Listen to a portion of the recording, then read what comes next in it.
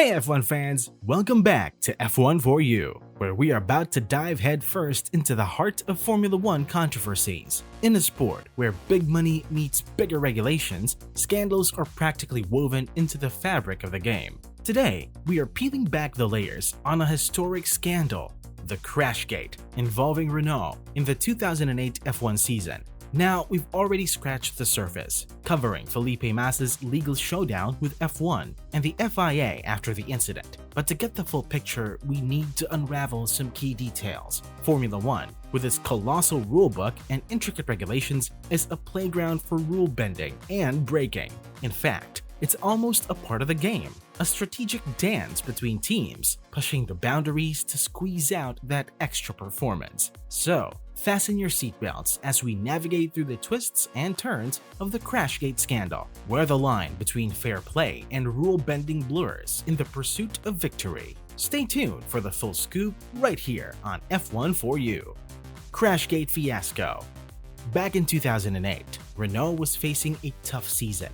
They were grappling with performance issues and financial struggles, making the Singapore Grand Prix a make-or-break moment. A race win wasn't just about the podium, it could mean survival for the team. Imagine the stakes! Now, let's zoom into the Singapore Grand Prix weekend. Fernando Alonso, Renault's ace driver, faced qualifying difficulties, putting the team under added pressure. The tension was palpable as strategic decisions within the Renault camp took center stage. Little did we know, Nelson Piquet Jr. was about to change the game. As the race unfolded, Piquet's crash at turn 17 sent shockwaves through the F1 world. What seemed like a routine incident turned out to be a deliberate move, triggering one of the biggest scandals in F1 history. The implications were massive. Spygate might have some competition for the top scandal spot. Fast forward to late April, and the aftermath of the 2008 World Drivers' Championship threw everything into question.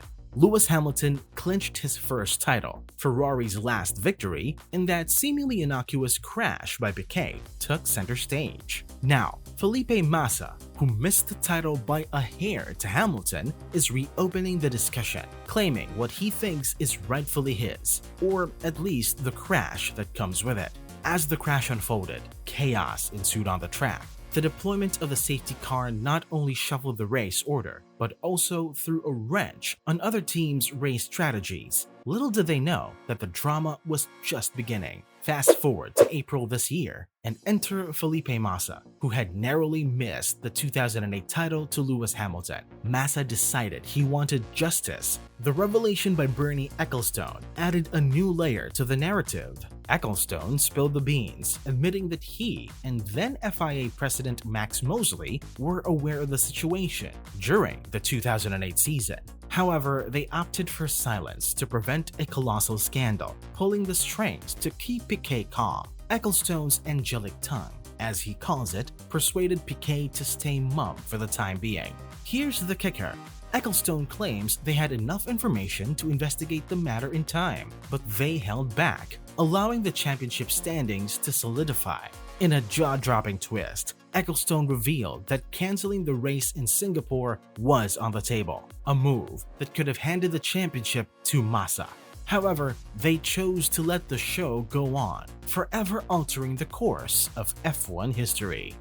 Taking it into the court. Moving on to the aftermath of the Crashgate bombshell, the repercussions that reverberated through the whole F1 world. As the smoke cleared after Piquet's crash, other teams started raising eyebrows. The FIA, smelling something fishy, launched investigations into the matter. The spotlight turned to Renault and the masterminds behind the stunt, Flavio Briatore and Pat Symonds. Penalties were swift and severe. The FIA came down hard on Renault, with Briatore and Symonds facing the music. Briatore, the team principal, and Symonds, the executive director of engineering, found themselves in the crosshairs of F1 justice. Briatore faced a ban from F1-related activities, and Symonds a suspension. Renault, as a team, also faced hefty fines. Now, let's fast forward to Massa's case. Initially, it seemed like he might attempt to overturn the 2008 Drivers' Championship result. However, after months of legal wrangling, a new twist emerged. Massa opted for a different route, a lawsuit against F1 and the FIA for the money he would have earned if he had been crowned the champion. Massa's lawyers fired off an 8-page letter, a formal notice of legal action. The claim, seen by Reuters, outlined a conspiracy involving individuals at the highest echelons of F1, the FIA, and Formula One management. The letter argued that Massa had suffered significant financial losses due to the deliberate crash in Singapore, allegedly covered up until it exploded into a scandal in 2009. In simpler terms, Massa's camp contends that he is the rightful 2008 Drivers' Champion, and F1, along with the FIA, turned a blind eye to the misconduct, cheating him out of the title. The legal battle is on, and the stakes are sky high, not just in euros, but in moral and reputational losses for Mr. Massa. We're throwing in a quick pit stop to hear from you. What's your verdict on Massa's legal crusade? Should he pocket the cash, or is the 2008 title rightfully his? Come on, hit that keyboard like you're hitting the apex of a corner. Your opinions fuel the passion in this F1 community. So share away and let's keep this conversation burning rubber until the next lap. Thumbs up, drop a comment, and let the discussion begin. Massa's not looking to rewrite the history books or snatch the trophy from Lewis Hamilton's mantelpiece. In a nuanced move, his legal team is seeking acknowledgement that, without the alleged foul play, he would have clinched the 2008 championship. It's like saying, hey, I might not be the champ, but I should be recognized as one. Now, let's talk about the big guns in Massa's legal arsenal. The allegations are heavy, ranging from claims of conspiracy involving high-profile figures in F1, the FIA, and Formula One management. The essence? Massa contends that a deliberate crash cover-up led to him losing out on significant financial gains. His claim isn't just about the championship glory, it's about the moolah, the money he would have raked in if crowned champion.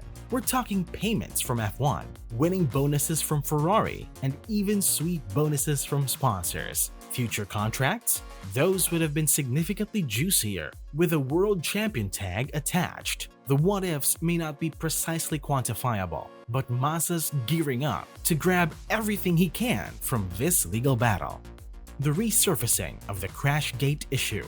After the whole Crashgate fiasco, everyone is surprised about Bernie Ecclestone's unexpected role in the Crashgate saga and the recent bombshell comments that have the F1 world buzzing. Buckle up for a wild ride into the twists and turns of this scandalous chapter. Ecclestone, the former F1 Supremo, recently told reporters that he couldn't recall making the key statements, acknowledging his knowledge of the orchestrated crash. A bit late to play the memory card, Bernie. His amnesia about the interview, given from the comfort of Switzerland, adds a new layer to the drama. If Massa's legal pursuit gains traction, Crashgate won't be just a blip on F1's scandal radar. It could morph into a full-blown championship controversy. It's ironic that this entire charade was set in motion to save a struggling team, not to tarnish the sport's integrity.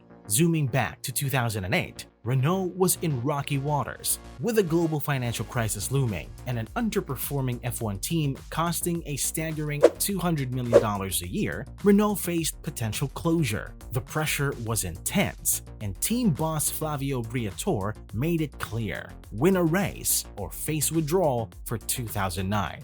Enter the Singapore Grand Prix, a make-or-break moment. Alonso's stellar qualifying performance gave hope to Renault, teetering on the edge of oblivion. Little did we know that a pre-race strategy meeting, not attended by the drivers, would birth the infamous crash plan. As the race unfolded, Nelson Piquet Jr. executed the orchestrated crash at turn 17. The safety car came out, and Alonso, on fresh tires, soared to an easy victory, unknowingly saving the team from the brink of collapse. The irony is thick. A desperate move to salvage the team's future became the genesis of a scandal that still echoes today. And that's a checkered flag on another thrilling episode of F1 for You, your go-to pit stop for all things Formula One.